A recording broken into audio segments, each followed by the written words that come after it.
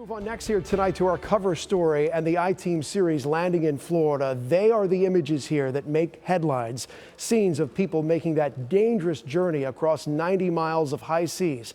Our waterways, in fact, the gateways to America. And while the Mexico border gets all the attention, there's actually been a pretty dramatic increase in migrant landings here. And tonight, I-Team investigator Katie LaGrone and photojournalist Matthew Apthorpe taking you inside the process and what actually happens after these asylum seekers make it to dry land. Outside the U.S. Border Patrol station in Marathon Key, I'm picking up my nephew. we met Omar Carcache. How did he get here? He got by the rough. He hasn't seen his nephew in more than 20 years. He called me from this office. Hey, uncle, I'm here. Where you at? I'm here in Marathon. What did you think? I say, oh, my goodness.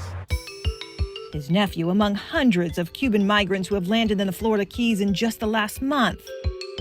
Incidents of people making the treacherous journey by sea and landing on dry ground here illegally are up more than 450% since October of last year, many of them coming from nearby Haiti and Cuba. No food, no power line, no nothing.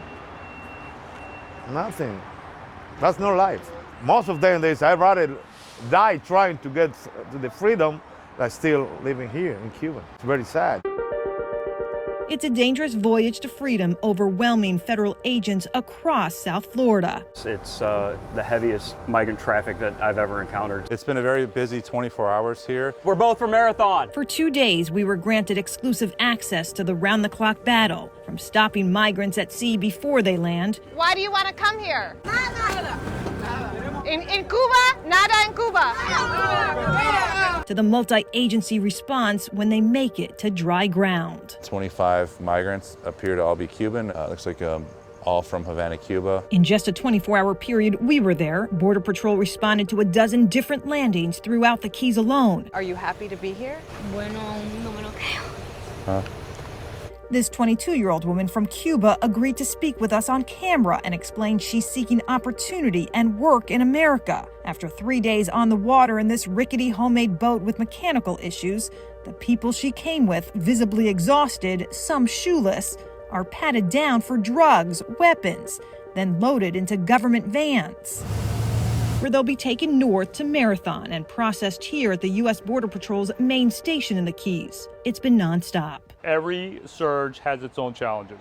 Peter Daniel is the patrol agent in charge. I think we're doing everything we can right now. He grants our cameras limited access inside the station where people who land here illegally are processed. This is the intake area where we make sure that the migrants are properly fitted for clothing that fits them, that's dry and clean. Storage bins of non-perishable food and drinks are also on hand. We notice packages of diapers, formula, even car seats. Do you get a lot of babies, a lot of children? We've taken in migrant families before with younger children, yes. We walk a little further to what's known as the detention cell area, where each person is held in a group holding cell, men and women separated. We weren't allowed to videotape the cells, but migrants can spend up to 72 hours here while they're ID'd, fingerprinted, and background checked. You guys could know within minutes if this person has Absolutely. a nefarious background. Yes, ma'am. And what happens if they do?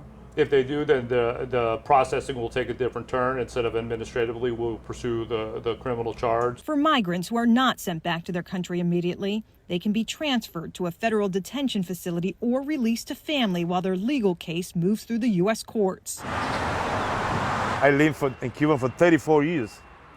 I never was free. Which brings us back to Omar, When I put a foot in this country, I feel the freedom right there. who describes his own perilous trek on water. And way here in 1994, 4 people died, 2 marriages, 2 guy and their wife, and 1 10-year-old boy. The memory still hard 3 decades later.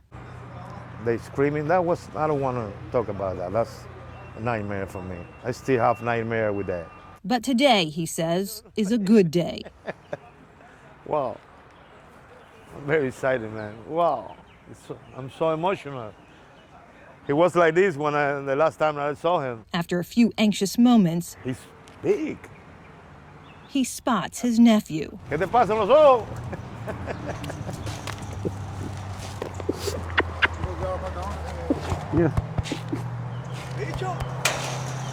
Their emotional reunion perhaps best describes the complexities of the nation's current immigration system.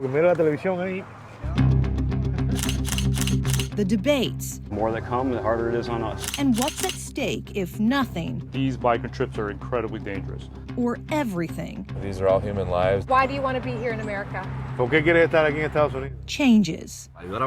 Help his family, his son, his wife. For us, it's a border security mission. In the Florida Keys, Katie LaGrone, ABC Action News.